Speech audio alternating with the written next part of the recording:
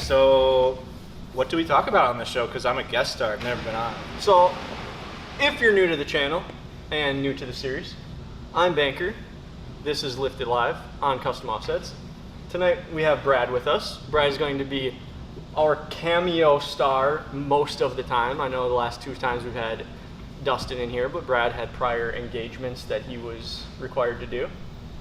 Or so he says. Or pretty much other people here lacked in telling me that we were doing this is what happened, and I never scheduled it into my busy schedule. Your super busy schedule. So I couldn't go.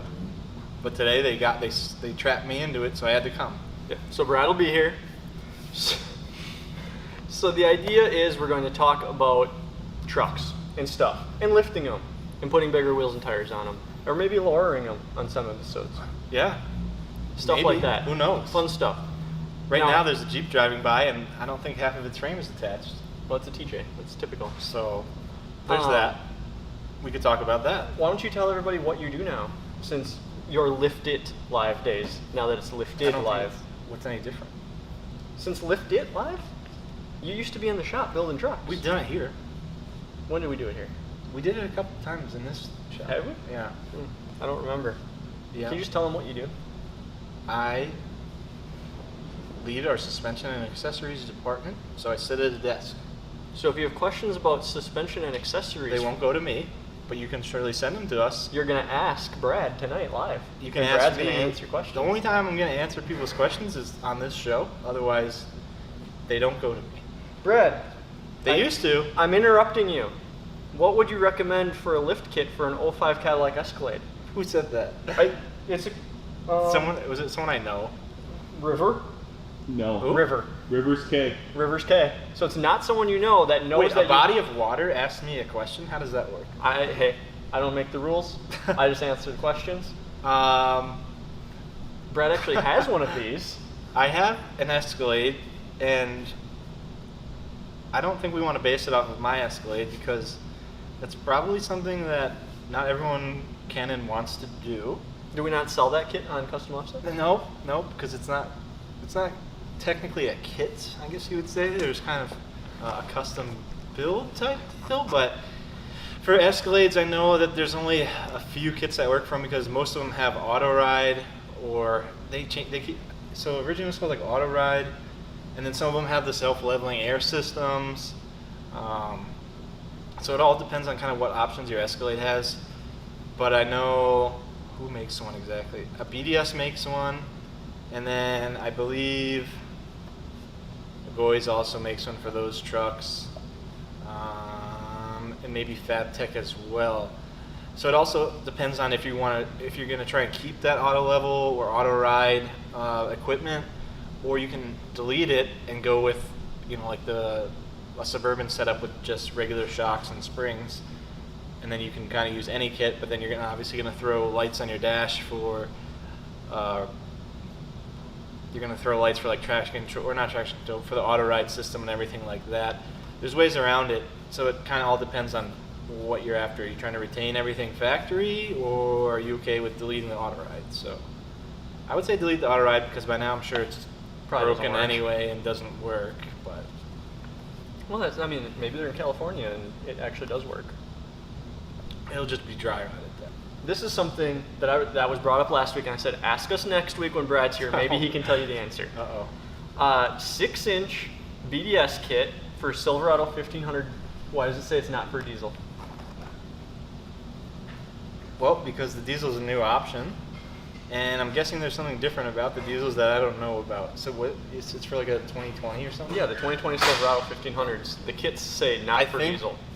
I don't know for sure what exactly is different, but I think it has to do, I'm pretty sure that diesel's got a different front diff or something with the front diff is different, that like the regular gas kits don't work. Like I said, I don't know for sure. I haven't talked with any of the companies about it yet, but I think from what I recall is something with the front diff is different, or it has to do with the exhaust being different, it could hit something on the lift kit. Those are the only 2 things like a Jeep style where... Yeah, because it's probably a single outlet because it's going to be a turbo diesel. I don't know exactly. It's either going to be the exhaust or I want to say it's something with the front diff. that's different. What would you recommend for a 2016 F350 4 to 6 inch lift that has to tow a fifth wheel? Oh wait, a what? A 2016 Ford what? F250? F350, yeah, 4 to 6 inch lift. It's got If you're gonna tow a fifth wheel, I always say keep it 4 inches or less because you don't want the bed of the truck too high, especially with the limited adjustment you have on your fifth wheel trailer, whatever it may. Some of them have more adjustments than other, but you don't want to raise the bed too high because then the truck or the trailer will be dragging its behind on the ground or close to the ground. So I always would be like 4 inches probably the max if you're going to tow from your bed because you can't obviously get a drop pitch for the bed. But pretty much any of the name brand kits are going to be pretty safe. We always just, BDS is going to be a super heavy duty option for your truck. Any of them are going to work. Yeah. And it's always probably more ideal to not have a lift kit if you're going to tow really heavy because anytime you raise the center of gravity of the vehicle, it's going to make it more unstable. That's physics. I didn't make that up. You can ask a scientist. Ask Bill Nye. No, we don't talk about him. Any 4-inch kit, you're going to be safe. That's probably the max. But if you want the best experience towing a fifth wheel, don't lift it at all, honestly. That's all I have to say. All right. So how about on a 78 K20, what brand lift should you look for a 6 inch? I don't know. I used to have I've had some square bodies in my day, and I've never owned like a real out of the box lift kit for one. I've always made my own lift kits, put springs together, done 52-inch spring swaps or something like that. But I know on a leaf sprung truck like that, you want something that has decent springs in it. They're gonna ride good. And although we don't carry them, I know that everyone used to rave about the Tough Country springs. They make an easy ride spring is what they're called, Tough Country, not Rough Country, TUFF Country. They make what used to be when I used to have my square bodies. That's what everyone talked about, is those Tough Country springs. So that's a good option. Otherwise, I know the BDS option. BDS makes kits as well for the square bodies. Those are good. I don't know the exact spring rates in their kits, but I know, like I said, when I was looking at them, Tough Country is the one everyone talked about.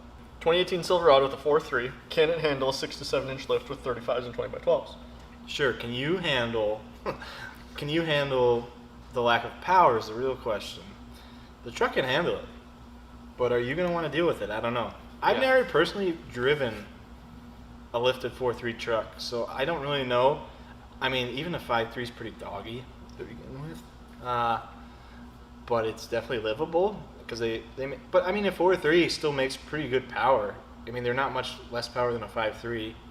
I would say it should. It's gonna have a 6-speed. Yeah, it's a newer one. It should handle. Didn't we just do a 4.3 or was that? No, we did a 4.8. Oh.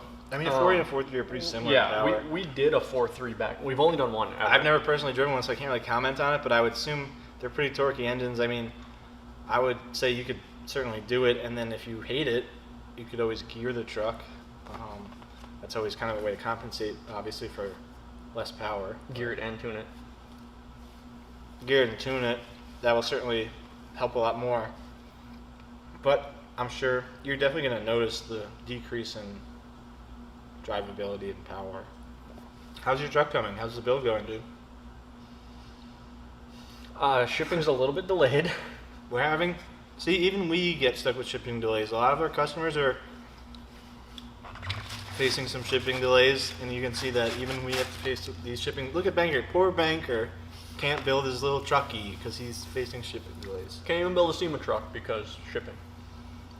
So, 10-inch lift, 37s on a 2020 3-liter diesel.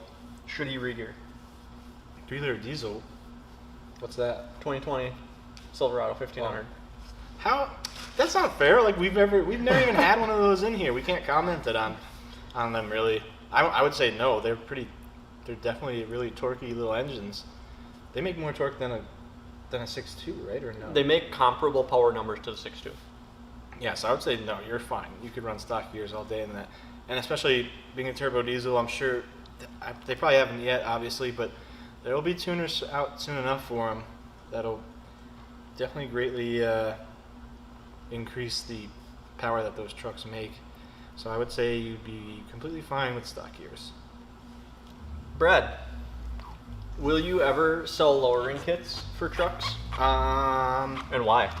So I would say custom offsets probably won't ever sell lowering kits because it's not our target audience. But one of our other companies may sell lowering kits in the future. Bob wants to know why nobody ever talks about lift shackles. Well, Bob, so I'm sure someone talks about them. We don't talk about them much because it's not very popular, so not all trucks can use them, or it doesn't work in all applications. I know that McGoy's sells lift shackles for a lot of the GM 1500 trucks as a way to lift the rear like an extra 1.5 inches or so.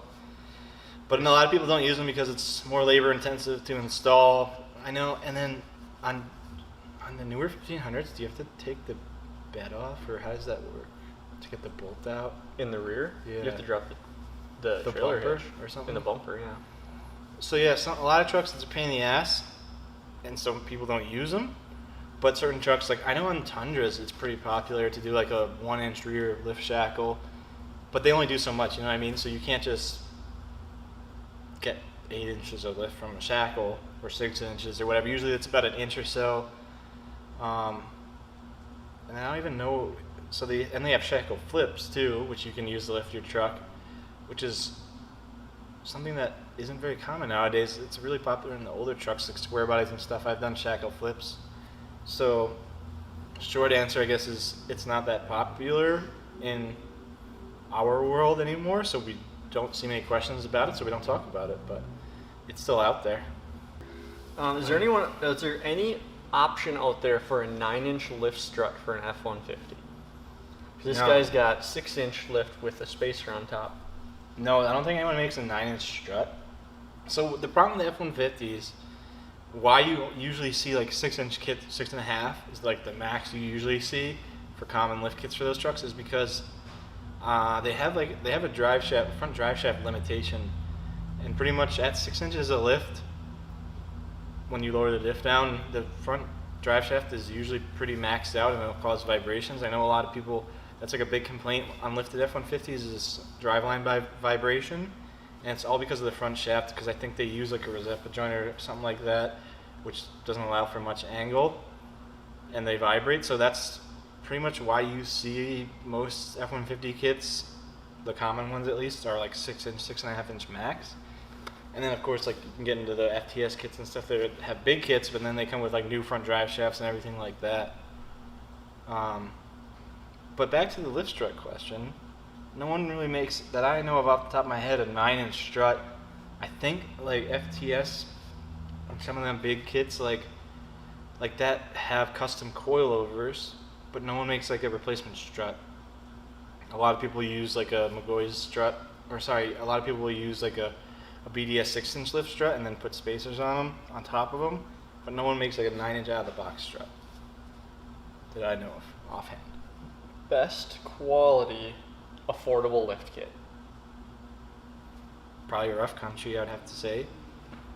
They definitely make probably the most affordable. Yeah, they make the most affordable lift kit, and their quality is nothing really to be concerned about. I've seen kits that are probably double the price have lesser quality in some cases than Rough Country does. So, but I would have to say Rough Country all day. That's fair. What is your take, Banker? I would say Zone. I would spend a little bit extra to get the BDS engineering Yeah. in the Zone quality. I've just, out of everything we've put in, I feel like they ride a little bit nicer when it's all said and done. Yeah, I guess it all depends on your price point, but yeah, you could spend a little more and get a Zone kit, and the Zone kit's gonna have like thicker control or thicker cross members and stuff like that. Most Rough Country kits use like a 3/16 cross member, and like Zone and BDS is pretty much always 1/4-inch stuff. So there's stuff like that. You're gonna pay more for a Zone, and then obviously you're gonna pay a lot more for BDS. So I guess it depends on your price point. I think Rough Country still makes a really good kit, obviously for probably the lowest cost. Steven wants to fit 20 by 12s and 33s on a 3-inch suspension lift on an 05 Cat Eye with no cutting. Well, that's not going to happen. I'm sorry. I used to 33s and 12 wide. Is that what you said? Yeah, I don't know if he's talking about a Duramax or not, but Doesn't matter. It doesn't matter. It's not going to fit. Without, yeah, not without cutting. GM trucks don't fit anything in the wheel wells. They're not wide wheel friendly at all. So I used to have a 3-inch lifted Cat Eye 06, and I had 35s on there and 9 wides, and I had to do a NorCal and cut the bumper, and it still rubbed at full lock, and that was with 9 wides. So 12 wides, yeah. I mean, you could do it. You're gonna have to do a full NorCal and cut the bumper, and it's still gonna rub. Mason, how much of a difference in ride quality do coilovers make on lifted trucks? Are they worth it? I hate this question. Because it's so subjective. You know what I mean? Like, one guy might ride in a coilover truck and be like, this thing rides terrible. And then another guy will drive it and be like, this thing rides amazing. And it's really, I guess, all depends on what you feel is riding good. I mean, Well, I think right? So, it depends a lot on what the truck started with, too. yeah. So a lot of people would define a good ride as something soft and squishy. Like, right? Is that a good ride for you? Some people, yes, it is. But other people prefer a more like controlled, stiffer ride, more performance oriented, something that handles better. It doesn't have as much body roll. When you hit bumps, it absorbs them, but it doesn't rattle you. So I always compare it to like an old Cadillac versus like a new Mercedes. So like coilovers will give you a ride like a new Mercedes. So it'll be stiffer and tighter, but it handles better, you know, in terms of its cornering, and also when it takes bumps, it'll absorb them better, but you're gonna feel them more. It's kind of hard to explain.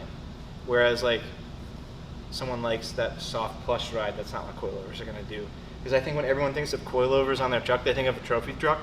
So they think it's just gonna like fly over all these bumps, and the cab's gonna sit perfectly still, and that's not how it works. It's not on like a stock suspension vehicle. Coilovers are not gonna do that for you. There's no bolt-on solution to get you there. There's a lot of other stuff involved. The coilover conversions are going to make like a torsion bar truck or the straight axle truck ride a little bit better. Yeah, so yeah, if you got a HD GM truck with torsion bars and you go to coilovers, it's gonna ride way better.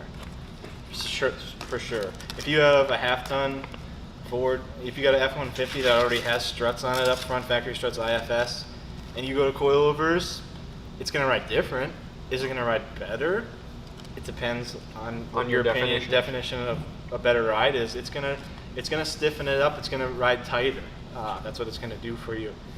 It's gonna have a more performance-oriented feel to it. It's not gonna ride softer. So he wants XD grenades or Vision rockers. He likes both, but he can't decide. Bangor used to have XD grenades forever. I think Vision rockers are cooler. XD grenades are a little older. They're probably a little more simpler and cleaner, but yeah, I'm a big fan of both. I would probably like the rockers. The rockers, honestly. Even though I have the grenades. Yeah, how are you gonna say that? You have grenades. You have like 5 years. Well, the rockers came out like 2 years ago. Yeah. They're newer. So rockers, that's for you, Ontario. Would you prefer a lifted truck or a lowered truck? Lowered. What's the truck gonna be used for? We need context here, people. I think they're just You're talking about like daily driving, lowered truck for sure. Definitely way more practical. It would be more practical. It's way easier to get in and out of. You just go down. You don't have to climb up to get in it. And then But you gotta climb up to get out of it. you can kind of just fall out of it. But You can fall out of a lifted truck. that's true. You can, especially when your power line boards don't work and then you fall on the ground and then you get hurt and then you cry. Brad, what's your take on the Carly lift kits? I've answered this one before. Carly is like the Cristal of champagne, okay, right? So if you want to be cool and let everyone know that you're cool, you have Cristal champagne because you're cool. If you want to be cool and let everyone know you're cool. You have Carly suspension on your solid axle truck, whether it be a Ram or a Ford Super Duty. But they don't make big kits. You know, what's your biggest kit? 4-inch or something like that? Yeah. Because they're all about like ride quality and improving ride quality and performance. So yeah, they do have really nice stuff, but it's also very expensive for what you get. You know, you'll look at the parts list and be like, that's it? That's all I get? And it cost me $5,000? So X-Rider keeps asking how much a mid-travel kit for an 04 to 12 Colorado is. I don't know. We don't sell any mid. We don't sell any. They're super expensive. I know that. I've looked into it. We don't sell any mid. We don't sell any mid or long travel stuff. Once again, it's sweet stuff, and it's awesome. I would love to have it, Why don't we? but it's not part of our demographic. Enough of our people that we're selling to don't care about that stuff. So, unfortunately, because of that, there's not enough demand for us. We don't carry it. Yeah, if you tell everyone in Southern California that they need to buy their long travel from us, Yeah. maybe you'll talk Brad into it. Until then, They'll buy that in their Fiberworks fender flares that they're going to put on their truck and never paint. They're all just going to be. They're going to have white fenders. I'm surprised this took this long to pop up. New Bronco versus the new Jeep. Oh boy, this is a controversial topic. I'm gonna have to say new Bronco, and I'll tell you why. Because I'm not very impressed with Jeeps ever, really. Especially the Wranglers. They're pretty much the same thing that they built forever. They just kind of facelift them a bit and spiff up the interiors, and the price tag just keeps going up, and you kind of get the same body on frame Jeep with tiny little axles in it and no power. So I would say new Bronco, but it's like one of those things where the Jeep's going to be better off-road. I think I can't really argue that. If you're just talking about an off-road perspective, the Wrangler's going to be better. But I still think all around the Bronco's going to be better because it's still going to have off-road capability. It's still going to do decent off-road, and I'm sure it'll do more than what most people who buy them will ever do off-road. But it's not going to be as good as the Jeep off-road. But it's going to be better on-road than the Jeep. And it looks cooler. I am not convinced that it's going to hit production. I'm standing by. I already bought one. Yeah, everybody reserves Henry Tesla Ford. trucks too. Yeah. How'd that reserved go? One of those too. Yeah, exactly. I'm just kidding. I was gonna buy one of those, and then I found out you can't even throw a marble at the glass, so I didn't want one. Right. I was like, oh, never mind. Why would I want that? I really don't think that I think the new Bronco Sport is going to come out in production, and they're just going to Sport drop is those terrible. top two. The Sport is terrible. I think whoever designed the new Blazer designed the Sport. Like Ford was like, hey guys, you did really good on that Blazer. You want to come design our new Bronco? And that was the Sport. They came up with the Sport. And then Ford was like, okay, yeah, we're going to push that one off to the side. And then we'll actually design the Bronco. And then, yeah, watch, the Sport's probably going to be the only one that comes out. The only one. That That would be, be, you'll see the SVT Bronco, which will be like the 2-door, the 4-door, the cool one. I can't see anything being in production other than the Sport. yeah, it's a pretty kind of crazy design. So yeah, it's hard to like picture it as an actual production vehicle. It also like just looking at the new Bronco, like it looks really tall and has big tires for a production vehicle. Yeah. Like when you see it, you're like, oh, that thing's huge. It is Like, massive, tall. like compared to the new F-150. Like it doesn't seem like it would be very stable and pass all the safety standards and stuff like that. But I don't know. I mean, I hope it looks like that, but we don't really know because what they've released isn't official. What do they call it? They're like it's like production vehicles subject to change. Yeah, production. Yeah, not indicative of the vehicle is going to come out. So, dude from Canada, Ontario, Canada, wants to know if you ship from Canada because he can't come down here because We ship from Canada? Do we ship to Canada? Yeah, we ship to Canada. Just be warned that you will have to pay additional shipping, so the prices on our site do not reflect Canadian shipping costs. The prices on our site for shipping are only relative to the lower 48 states. So just be aware of that because a lot of people get upset about that. And also, if you're in Canada, Canada likes to tax you and charge you a lot of duty fees and everything like that, and we have no control over that.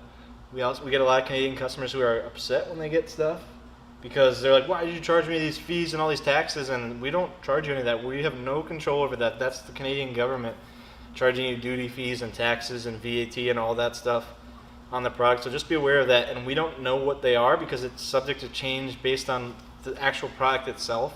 It differs. It's really confusing, and it's kind of one of those things where it shows up and then they just decide what they're going to charge you for taxes on it. It sounds very Canadian. Yes, it's very, well, we're not going to say anything bad about Canadian government, but Okay, so now, since we brought this up, what are your thoughts on the 392 Jeep Wrangler? that's stupid. Is it not just so Mopar to be like, It was definitely, yeah, it was a last ditch effort because they knew everyone was going to be talking about the Bronco. So, in Jeep's infinite wisdom, the Bronco stuff came out and they were like, "Oh, but this we put V8 in it. Look! We did that. We did the thing that everyone's wanted forever." And that's also a concept. That's not even going to be a real production thing either. Right. That was just something they threw. I was reading articles and they were saying like how it can't be a production vehicle because the engine's so close to the firewall and stuff like that that it wouldn't be safe in a crash test and all. There's stuff. Basically, the current design of the Wrangler doesn't allow for that engine to be realistic in terms of the safety standard and stuff like that. So yeah, it's something that they've always should have done, and everyone's always wanted to have a V8 Wrangler, and they've never done it. And I don't think they're going to do it with this body style, if they ever do it at all, because Fiat Chrysler is not cool. Assuming that the big Broncos get made, do you think it'll be possible to get a 5.0 in them? Yeah, I could see Ford doing that for sure. Well, actually, I don't know. Yeah, they might just stick with the EcoBoost stuff because, I mean, they have super good success with the EcoBoost. But I know, yeah, there's going to be people who want a V8. You don't think it's going to be too small where you think I don't it could know. possibly come into that? I don't know. issue I that feel you like guys- Ford probably thought of that, though, when they designed it. Because I'm sure they were kind of unsure what engine options they were going to have. And I'm sure they probably thought of it because, I don't know. I feel like they thought of it, but I don't know. And I don't know, a lot of people just want the EcoBoost to make a ton of power anyway, so it's really just for people who are like, I want a V8, I want to hear that V8 sound. But Yep, Greg. Okay. Greg wants to straight axle swap his 2011 Silverado 1500. What axle should he use? you should definitely do that, and you should use a Ford 05 and up Ford Super Duty Dana 60. That's pretty much like the go-to axle nowadays for anything solid axle related. It's considered a 1-ton axle, so it is 8-lug, but you should definitely do that and then just swap to an 8-lug rear axle. You could go with like a GM rear axle, but honestly at that point just buy like a Sterling 10.5 and Ford Super Duty axle combo. So like find a wrecked F250 05 and up and just take those axles and put those under your truck. That's going to be an awesome combo. What do you think? I think you have to use Ford axles, don't you? No. You could be weird and use Dodge axles. Dodge Ram, AAM axles? Ram AAM stuff. But that's, yeah. Never that's find parts for them? Yeah, they're not very common because they're AAM axles. AAM axles aren't as popular. Obviously, there's Dana stuff. So, like, aftermarket's not as readily available. And everything's more expensive. Why not swap in, like, K20 It also axles? depends. Yeah, it depends on if he's going to go leaf spring or what, or Right. if he's trying to do coil springs or coil overs. But he said, what would I recommend? And that's what I recommend. Okay, What that's do what you- Brad recommends. What do you recommend? I would put K10 axles in. Like a 10 volt.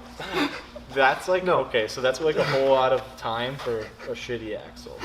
So I would not recommend that. No, Super Duty axles are always the best ones to use. And then you can, 05 and up, like Brad said, you can do coilover conversion on them and everything. Make them ride real nice. That's what everybody uses. And they're still really cheap. You can get a set of Super Duty axles for like $500 or less. I got a set of Super Duty axles for like, I think I paid $200 for both of them, and then I sold the rear axle for $150. So I had $50 into a Dana 60 Super Duty. So they're super cheap, and they're very strong. So you can tell people are from down south with this question.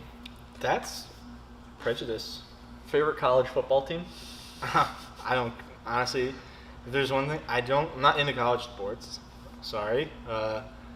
I don't even really care for football that much. Football's all right. I'm a hockey guy, so not really into the football stuff. New Jersey Devils or Yeah, for hockey for sure, definitely Devils fan. For college football, don't care. yeah, I don't know. College football is not really a thing up here. We're 20 What miles do you from mean? Green Bay. Oh, So, everyone's like- crazy about the Badgers. Everybody's crazy about the Badgers. 'cause If it's you're our in only football Wisconsin, team. there's two stipulations you live here. One, you have to love the Packers, and two, you have to like the Badgers, and the Brewers. and third is you have to like cheese. Third one's pretty easy. I like cheese, but Yeah, the you first adapted to two that I pretty don't well. care for. But yeah, everyone here loves the Badgers. It's all about the Badgers, everything.